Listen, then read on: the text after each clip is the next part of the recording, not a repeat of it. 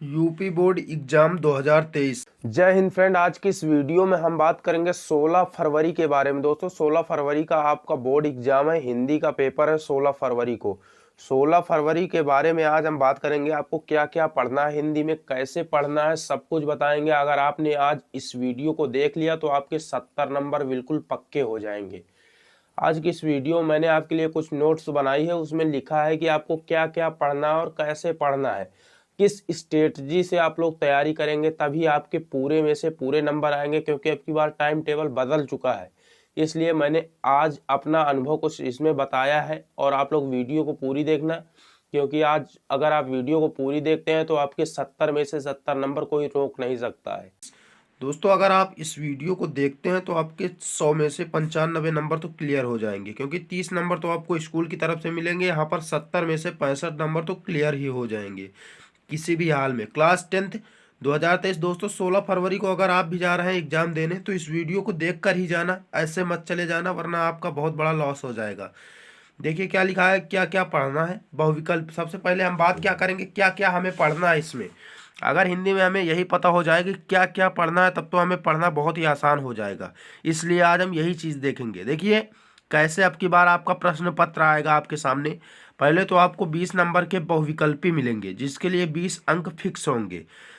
और जो बहुविकल्पी आएंगे उसमें क्या क्या आएगा, देखिए लेखक आपको बताना रहेगा, रचना आपको दी जाएगी, पूछा जाएगा ये किस लेखक की है, या फिर किसी लेखक का नाम दिया जाएगा, उसकी रचना पूछा जाएगा।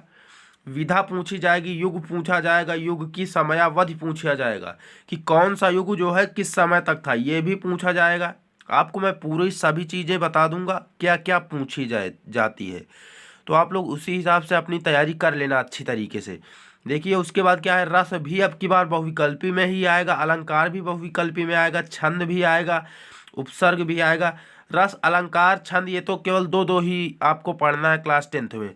छंद जैसे होगा रोला सोरठा, इसी तरह आपको दो दो ही पढ़ना है। उपमा अलंकार, श्लेष अलंकार, ऐसे ही करके आपको दो दो तीन तीन ही पढ़ना है। अगर आपको नहीं पता कौन कौन से पढ़ना है, आप लोग कमेंट कीजिए, मैं दूसरा वीडियो फिर से आपको बताऊंगा, उसमें भी बताऊंगा आपको कैसे पढ़ना है, क्या क्या पढ़ना है, कौन कौन से अलंकार पढ़ना है, कौन से रस पढ़ना है और कौन से छंद पढ़ना है। चलिए आगे क्या है, उपसर्ग, प्रत्यय, समास, तत्भव, तत्सम, संधि। अब की बार ये सब क्या होगा, बहुविकल्पी में ही आएगा। और 2 नंबर का संस्कृत से भी बहुविकल्पी आएगा, संस्कृत से 2 नंबर का बहुविकल्पी आएगा। कौन कौन सा आएगा, देखिए यहाँ पर क्या लिखा है, वचन, विभक्ति, पुरुष, धातु। अगर आप इसको भी आपको तैयार करना होगा, और कौन कौन से तैयार करना है सटीक आपको 2 से 3 वचन और विभक्ति सब कुछ तैयार करने के लिए बताऊंगा। वही चीज़ फंसेगा आपके पेपर में। अगर आपको नहीं पता है तो कमेंट कीजिए, मैं आपके लिए वीडियो बनाऊंगा। उसके बाद देखिए क्या है, 50 नंबर का वर्णनात्मक प्रश्न आएगा हमारा। कितने नंबर का आएगा, 50 नंबर का आएगा वर्णनात्मक प्रश्न, जिसमें आपको थ्योरी लिखनी होगी। देखिए क्या क्या आएगा वर्णनात्मक प्रश्न में। गद्यांश सबसे पहले आपको दिया रहेगा, गद्यांश दिया रहेगा, उसमें से आपको क्या करना है, छांट के प्रश्न एक एक प्रश्न लिखना होगा, संदर्भ लिखना होगा, व्याख्या लिखनी होगी। अगर तीन क्वेश्चन आप कर लेते हैं तो आपको 6 नंबर फिक्स हो जाएंगे गद्यांश में। और किस चैप्टर से आएगा मैं ये भी आपको बताऊंगा, ताकि आपको संदर्भ वगैरह लिखने में किसी भी प्रकार की दिक्कत ना पड़े। मित्रता चैप्टर से आएगा, जो आचार्य रामचंद्र शुक्ल जी ने लिखा है, और दूसरा चैप्टर हमारा ममता है, जिसको जयशंकर प्रसाद जी ने लिखा है। आपको सिर्फ 2 चैप्टर तैयार करके जाना है, क्योंकि 16 फरवरी को आपको आपका एग्जाम है और आपके पास बहुत ज़्यादा समय नहीं बचा है, इसलिए आप लोग 2 ही चैप्टर तैयार करके जाएं। उसके बाद क्या है, पद्यांश हम लोग देख लेते हैं। पद्यांश में क्या दिया रहेगा, एक कविता दी जाएगी, पद्य दिया जाएगा, जिसमें आपको क्या क्या होगा, उसी पद्य को छांट कर उससे आपको संदर्भ लिखना होगा, व्याख्या लिखनी होगी, और 1-2 क्वेश्चन आपसे पूछ लिया जाता है। तो ये किस पार्ट से आएगा, सबसे पहले हम यही बात करेंगे। ये जो धनुष पद जो हमारा सूरदास जी ने लिखा है पद, इसको आप लोग तैयार कर लेना। धनुष भंग तुलसीदास जी ने लिखा, इसको तैयार कर लेना। सवैये रसखान ने लिखा, इसको तैयार कर लेना। इन्हीं 3 चैप्टरों से आपका आएगा। अगर आप इन 3 चैप्टरों को तैयार कर लेते हैं तो क्लियर सी बात है, आपने फोड़ दिया बोर्ड एग्जाम में। उसके बाद हमारा संस्कृत गद्यांश, संस्कृत गद्यांश भी आता है हमारा 5 नंबर का। कितने नंबर का आता है, 5 अंक का आता है, तो बहुत ज़रूरी है हमें करना। तो देखिए क्या आता है, वाराणसी। सबसे पहले हमें वाराणसी चैप्टर तैयार कर लेना है, बहुत ही इंपॉर्टेंट चैप्टर है। उसके बाद क्या है, भारतीय संस्कृति, ये भी चैप्टर बहुत ही इंपॉर्टेंट है। उसके बाद क्या है, उसके बाद संस्कृत में भी पद्यांश आता है जो कि 5 नंबर का ही आएगा। अब की बार बहुत ही आसान कर दिया गया है, पेपर में अंक ज़्यादा हैं, लिखना आपको बहुत ही कम है। तो ये किस किस चैप्टर से आएगा? जीवन सूत्राणी और भारतीय संस्कृत, इन्हीं 2 चैप्टरों से आएगा। इसमें तो मैं आपको दो दो श्लोक बता दूंगा, आप उनको अगर तैयार कर लेते तो वही चीज पेपर में आएगा। एक, सर्वे भवन्तु सुखिनः सर्वे सन्तु निरामया सर्वे भद्राणि पश्यन्तु माँ कश्चित् दुःख भाग् भवेत्। ये तो मुझे याद है क्लास 10th से ही, और ये कई बार लगातार आया भी है। तो इसको आप लोग तैयार कर लेना। और कई हैं, आपको मैं बता दूंगा अच्छी तरीके से। आप लोग कमेंट कीजिए कि सर पूरा बता दीजिए, मैं पूरा आपको पेपर ही बता दूंगा। अभी तक हमने 22 अंक का पेपर देख लिया है। 22 क्यों, 20 नंबर बहुविकल्पी के, तो 22 10 42 नंबर का भी हमने पेपर देख लिया है। अभी हमारा बचा कितने नंबर का पेपर है? 28 नंबर का पेपर बचा हुआ है, उसको भी हम देखेंगे। देखिए क्या है, एकांकी आप लोग अगर लिखते हैं, एकांकी आपको दिया जाएगा। एकांकी अगर लिखते हैं 3 अंक फिक्स है एकांकी के लिए। उसके बाद क्या है, लेखक जीवन परिचय। जीवन परिचय अब की बार 5 अंक का आएगा, और उसके साथ आपको रचना भी एक लिखनी पड़ेगी, रचना भी याद करके जाना।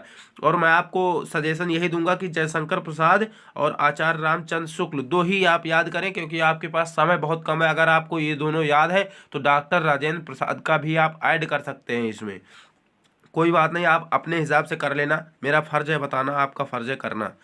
तो कवि जीवन परिचय आपको अगर देखना है तो कवि जीवन परिचय भी 5 अंक का आएगा। इसमें तो आपको 3 ही तैयार करना पड़ेगा, गोस्वामी तुलसीदास, महाकवि सूरदास, महादेवी वर्मा, क्योंकि ये तीनों कई बार पूछे गए हैं। इसलिए मैं इसमें ये नहीं कहूँगा कि आप 1-2 तैयार कीजिए, 3 ही तैयार करना पड़ेगा आपको। उसके बाद क्या है, हमारा एक श्लोक आपको लिखना आएगा। आपको मैं 3 श्लोक बताऊंगा, 3 श्लोक अगर आप याद कर लेते तो उधर 5 अंक का पद्यांश भी लिखने को आएगा संस्कृत में, वो भी आपका तैयार हो जाएगा, और 2 अंक का ये श्लोक, तो 7 अंक तो केवल आपके श्लोक से ही तैयार हो जाएंगे। तो आप लोग बने रहिए वीडियो में। उसके बाद क्या है, 2 प्रश्नों के उत्तर आपको पूछा जाएगा। 2 प्रश्नों के उत्तर अगर आप बता देते हैं तो आपको मिलेंगे 4 अंक। तो जैसे प्रश्न पूछ लिया जाएगा, वीर केन पूज्यते, क्योंकि ये कई बार पूछा गया इसलिए मुझे भी याद हो गया है। वीर केन पूज्यते, तो वीर वीरेण पूज्यते। देखिए यहाँ पर मेरे पास कुछ नहीं है देखने के लिए, लेकिन मुझे ये प्रश्न याद है। उसके बाद निबंध, निबंध आपको 9 अंक का आएगा, और निबंध अब की बार बहुत ही अच्छी तरीके से आपको लिखना पड़ेगा, क्योंकि ऐसे नहीं काम चलेगा। हर साल क्या होता था, 6 अंक का आता था, हम लोग 3 पेज में लिख देते थे और 5-6 हेडिंग लिख देते थे। उसमें एग्जामिनर चेक करके हर एक हेडिंग में 1 नंबर दे देता था। इस बार क्या होगा, 9 नंबर का होगा, तो इसलिए आपको अब की बार 1 नंबर हर एक हेडिंग में नहीं दिया जाएगा। आपको कब दिया जाएगा हर एक हेडिंग में 1 नंबर? जब आप 9 हेडिंग लिखेंगे। आपको 9 हेडिंग लिखना है दोस्तों, ये बात किसी को भी मत बताइए, और आप लोग अपनी तैयारी खुद कीजिए। 9 हेडिंग लिखिए, 9 हेडिंग लिख कर आइए, अच्छे से लिख कर आइए, तभी आपको पूरे के पूरे नंबर मिलेंगे। और निबंध में आपको तैयारी कौन कौन से निबंध की करना है? ओनली पर्यावरण प्रदूषण, और दूसरा बेरोजगारी की समस्या, बस 2 ही तैयार करना, बहुत ज़्यादा नहीं तैयार करना है। 2 अगर आप तैयार कर लेते तो आप बहुत अच्छे हैं। 2 तैयार कर लीजिए, क्योंकि समय बहुत कम है।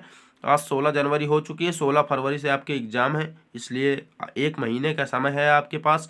हिंदी का पेपर है दोस्तों, फोड़ के आइए, 100 में से 100 पूरे अंक प्राप्त कीजिए। जय हिंद।